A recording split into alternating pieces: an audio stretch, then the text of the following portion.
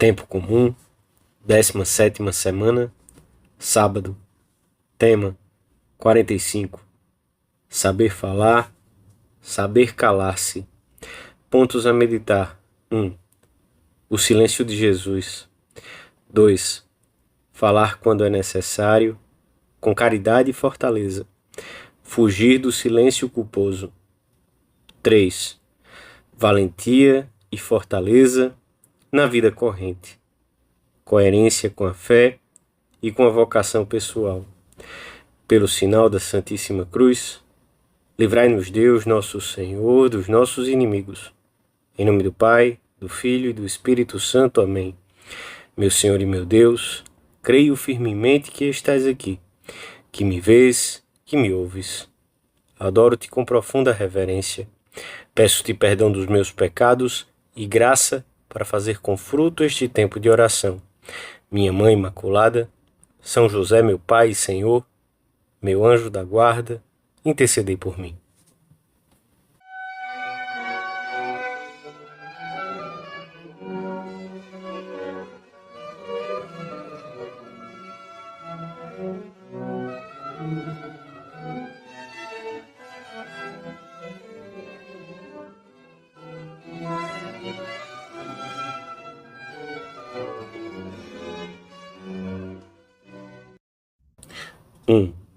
Durante 30 anos, Jesus teve uma vida de silêncio. Somente Maria e José conheciam o mistério do Filho de Deus. Quando iniciada a vida pública, retorna um dia à cidade onde havia vivido.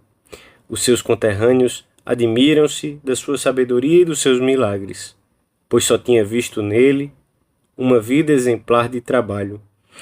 Durante os 3 anos do seu ministério público, vemos como se recolhe no silêncio da oração, a sós, com seu Pai Deus, como se afasta do clamor e do fervor superficial da multidão que pretende fazê-lo rei, como realiza os seus milagres sem ostentação, recomendando frequentemente aos que foram curados que não divulguem o favor recebido. O silêncio de Jesus perante os clamores dos seus inimigos durante a paixão é comovedor. Ele permaneceu em silêncio e nada respondeu. Diante de tantas falsas acusações, aparece indefeso. Deus, nosso Salvador, comenta São Jerônimo, que redimiu o mundo pela sua misericórdia, deixa-se conduzir à morte como um cordeiro, sem dizer nenhuma palavra, nem se queixa, nem se defende. O silêncio de Jesus obtém o perdão da rebeldia e das desculpas de Adão. Jesus permanece calado durante o processo no pretório e na corte de Herodes, e contemplamo-lo de pé, sem dizer uma única palavra, diante dos inimigos clamorosos e excitados que se servem de falsos testemunhos para tergiversar as suas palavras. Está de pé diante do procurador.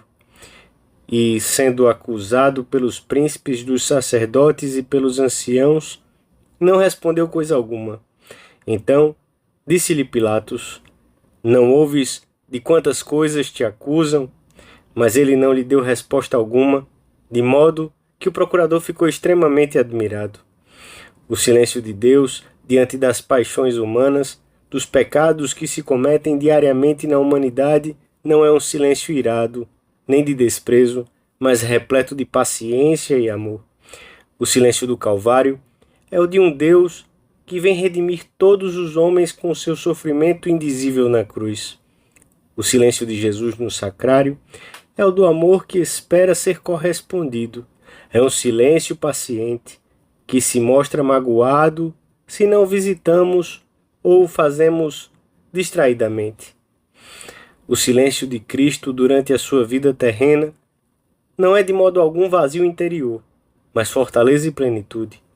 Os que se queixam continuamente dos seus contratempos ou da sua pouca sorte, os que apregoam aos quatro ventos os seus problemas, os que não sabem sofrer silenciosamente uma injúria, os que se sentem urgidos continuamente a dar explicações do que fazem ou deixam de fazer, esperando com ansiedade o louvor ou a aprovação alheia, Todos esses deveriam olhar para Cristo, que permanece em silêncio. Imitamo-lo quando aprendemos a carregar os fardos e incertezas da vida sem espalhafatos estéreis, quando enfrentamos os problemas pessoais sem descarregá-los sobre os ombros alheios, quando respondemos pelos nossos atos sem desculpas nem justificações de nenhum tipo, quando realizamos o nosso trabalho olhando para a perfeição da obra e para a glória de Deus, sem procurar o apreço dos homens. Jesus calava-se e nós devemos aprender a ficar calados em muitas ocasiões. Às vezes o orgulho infantil e a vaidade levam-nos a exteriorizar o que deveria ficar dentro da alma. A figura silenciosa de Cristo será um modelo que deveremos ter sempre presente perante tanta palavra vazia e inútil. O seu exemplo é um motivo e um estímulo para vivermos de olhos postos exclusivamente em Deus. A vossa fortaleza apoiar-se-á no silêncio e na esperança, diz-nos o Espírito Santo pela boca do profeta Isaías.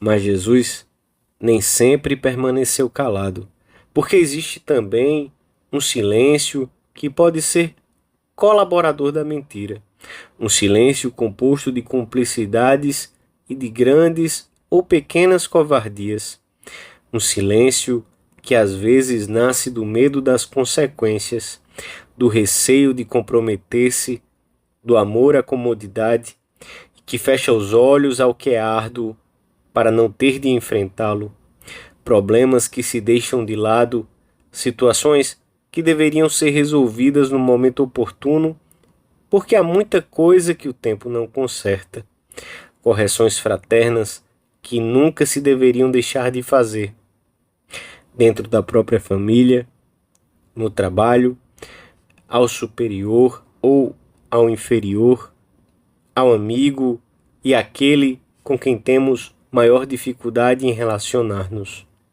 A palavra de Jesus está sempre cheia de autoridade e também de força diante da injustiça e da arbitrariedade. Ai de vós, escribas e fariseus hipócritas, que devorais as casas das viúvas sob pretexto de longas orações. O Senhor nunca se importou de ir contra a corrente à hora de proclamar a verdade.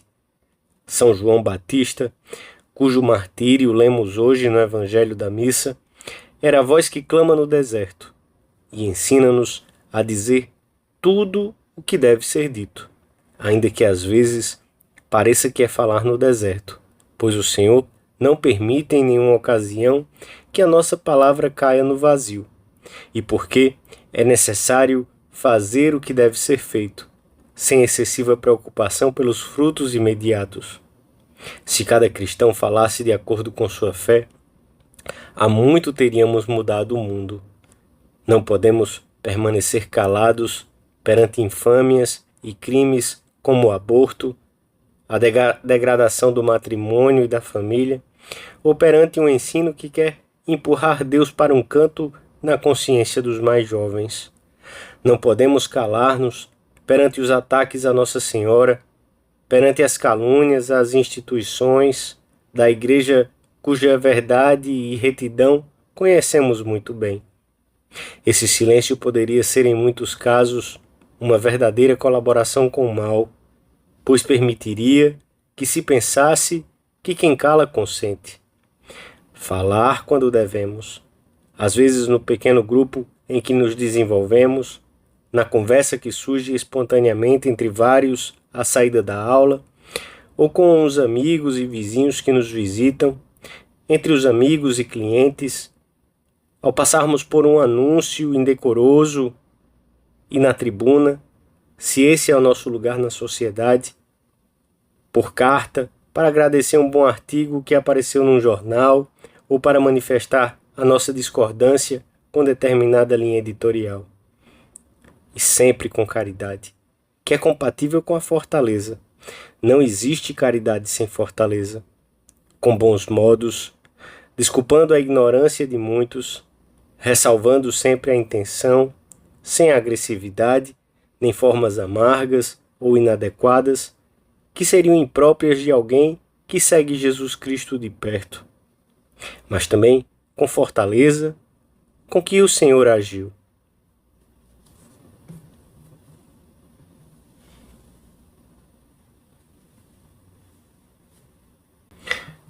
Três.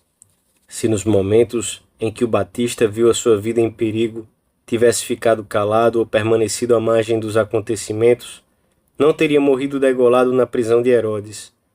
Mas João não era assim. Não era como uma cana agitada pelo vento. Foi coerente com a sua vocação e os seus princípios até o final. Se tivesse calado, teria vivido alguns anos mais, mas os seus discípulos não teriam sido os primeiros a seguir Jesus, e ele não teria sido aquele que preparou e aplanou os caminhos do Senhor, como Isaías tinha profetizado. Não teria vivido a sua vocação, e portanto a sua vida não teria tido sentido.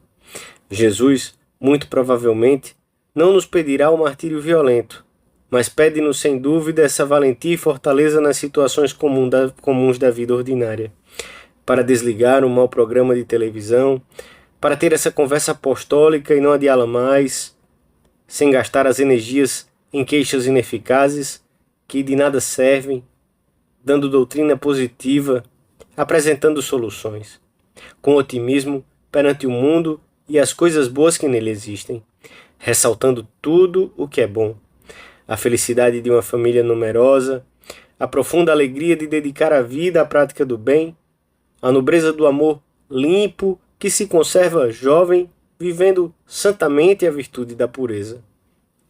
Muitos dos nossos amigos, ao verem que somos coerentes com a nossa fé, que não a dissimulamos nem a escondemos em face de determinados ambientes, vê-se-ão arrastados por esse testemunho sereno, a seguir-nos o exemplo, da mesma maneira que muitos se convertiam ao contemplarem o martírio, testemunho de fé, das primeiras gerações de cristãos.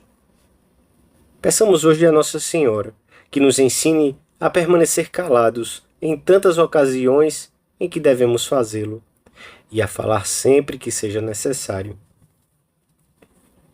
Dou-te graças, meu Deus, pelos bons propósitos, afetos e inspirações que me comunicaste nesta meditação. Peço-te ajuda para os pôr em prática. Minha Mãe Imaculada, São José, meu Pai e Senhor, meu anjo da guarda, intercedei por mim.